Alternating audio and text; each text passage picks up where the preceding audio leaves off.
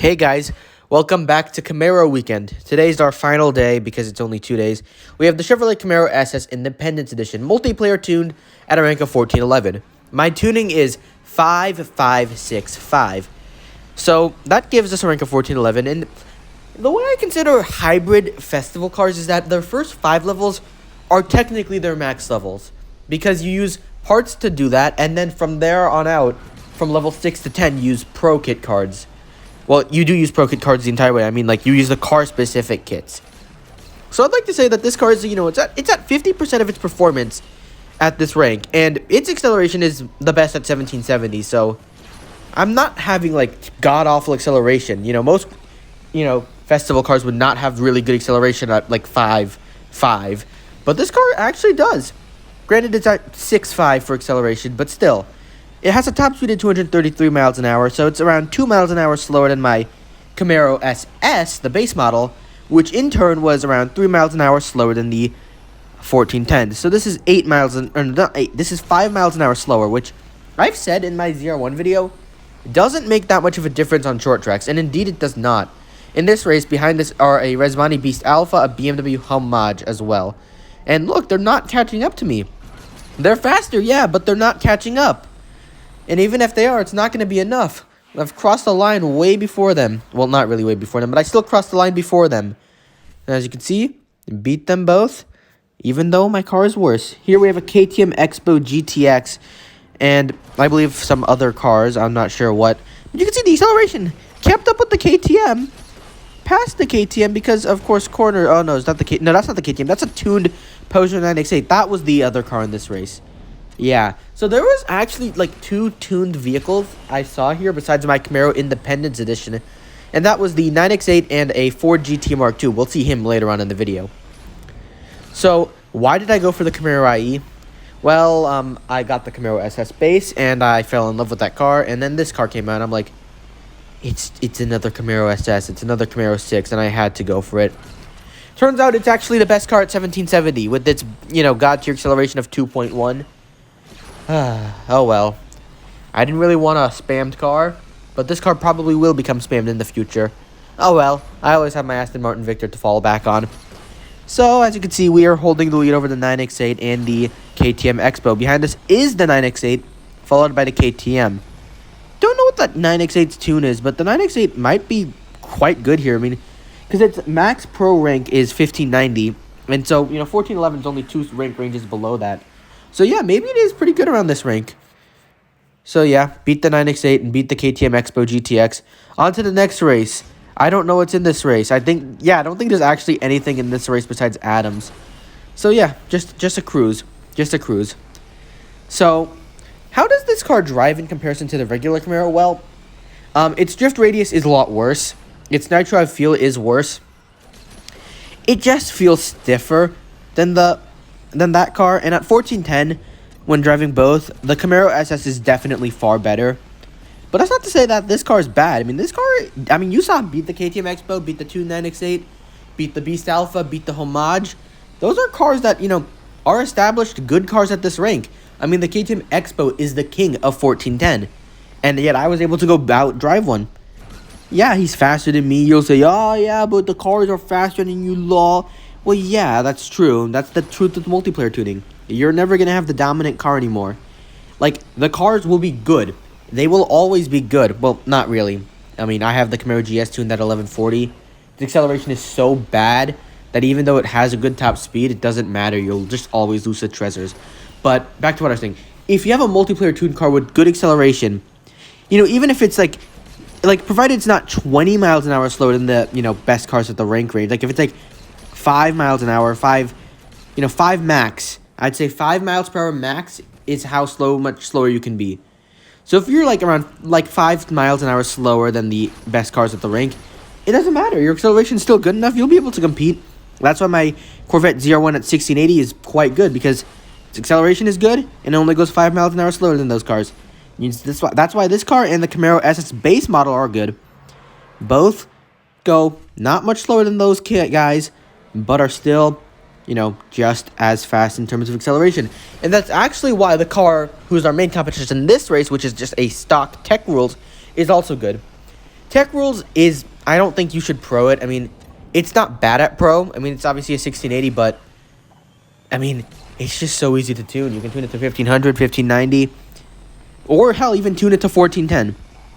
Obviously, it's not going to be great here because it's going 228 miles an hour, which is 10 miles an hour slower than the 1410s. I mean, granted, that's the same speed as the Ariel Adams at this rank, but yeah, slower than the 1410s. You will have a hard time beating them. And you'll also have a hard time beating this car because, well, it's still faster than those cars. It's faster than the Atom. And I think that's the most important thing about 1410. You have to be faster than the Atom to be competitive because the Atom is just the most common car at this rank. So many Atoms. There is so many. It's not funny how many there is. So yeah, I'm going to be trying to tune the Camaro Independence Edition as I take it up. I had a 1231 tune, but it was just not good. So next up is going to be a 1500 tune, followed by a 1590, a 1680, and then of course the full Pro test. That'll be over the next few months. So once again, held my lead over the stock Tech Rules and took home the win. It's almost as if this car was the dominant car. Well, it was. It was the dominant car in this race, and it really paid off for that. So as you can see, Tech Rules. Tech Rules not a bad car. There's that Tech Rules again. We have some more competition, I believe, than just the Tech Rules. I'm not sure what's in this race. Oh, there we go. We got a KTM. Oh, no, that's the 9X8, the tuned 9X8. That's our main competition. He was pretty good. And the 9X8 he was driving was also quite good. Unfortunately, my Camaro is just cooler. I hate the 9X8 with the burning passion. Also, fun fact with the Peugeot 9X8 in this car, neither of them actually have a banner for Season 9 races. It's just the car's PNG from their festival slapped onto some generic background, and it looks terrible. Like, it looks awful. Like, they just give it up. So, the two lazy banner cars are leading this race. I'm not sure how fast that 9X8 is, but I guess he must be around the same speed as me, because I'm still maintaining my lead over him. And again, like I said, even if I'm going 5 miles an hour slower, it's not going to make that much of a difference on this track. It's a short track with a corner. If I can maintain my lead, or get a lead, I can probably maintain it easily. And as you can see, I take the long route here. I'm not sure why, but I did. It doesn't matter. Like I just said, I had a lead. I maintained it. First place again, beating out the 9X8. And then the Atom, who beat the Tech Rules. On to the next race. And in this race, we do have the GT Mark II. He's at a rank of 1408. So this race did not start how I wanted it to. I got past the Servolt, the Donkervoort respawns, and then I get stuck on the Donkervoort. He's pushing me this way. I need to go up here. I knock him down, but I also go way, way too high on that barrel. It mildly infuriated me because I knew I could have had a chance at, getting to the whiff first quicker, if I had gone lower. So I think the Boxster wrecked, and in front of us is that Ford GT Mark II. I tried everything I could. I went as low as I could here, tried to get my speed back up, but I did not do it. The GT Mark II is at a rank of 1213, so you can tune that car just like this one, because this one's 1176 at stock, and then that one's 1213. So he has more nitro than me, and because he's driving the GT Mark II, he actually has good handling. So I try as I might, and I'm just not able to beat him. Oh, well, what a shame. Hey, if I was going to lose to any car, why not let it be a tuned another tuned 1770? Well done to him and his tuned GT Mark II. Anyway, on to the final race of the video. The GT Mark II returns for another rodeo. So, what can I say about this car at this rank? Its acceleration's pretty good. Its top speed is below the best. It's still higher than the Atom, which is, I would say, the norm at this rank. Its handling and drifting are kind of boaty, and its nitro efficiency does leave something to be desired compared to the regular Camaro SS. But nonetheless, this is a really good tune for, this car. I wouldn't say it's a busted-ass tune, but it does show how good this car can be at tunes. Like, it's doing this well at 5.5, 6.5. Imagine it at, 10.10. Or no, 5.5, 10.10. That would be overpowered. It'd probably be, 16.80. That actually might be 17.70. I'm not sure. But overall, if you do want to upgrade this car somewhere to be useful, this is the cheapest way you can do that.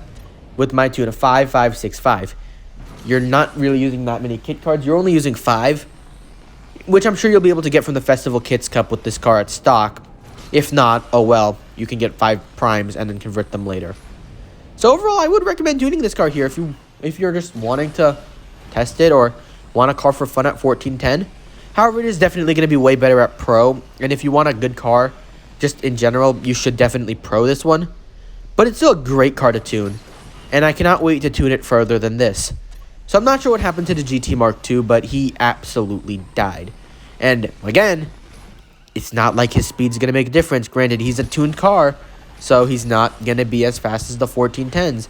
And therefore, after coming around that corner, I'm able to get the win. Thank you so much for watching. Be sure to like the video if you enjoyed. Subscribe for more Asphalt 8 content. And I will see you in the next video. Peace out. Have a good one, everyone.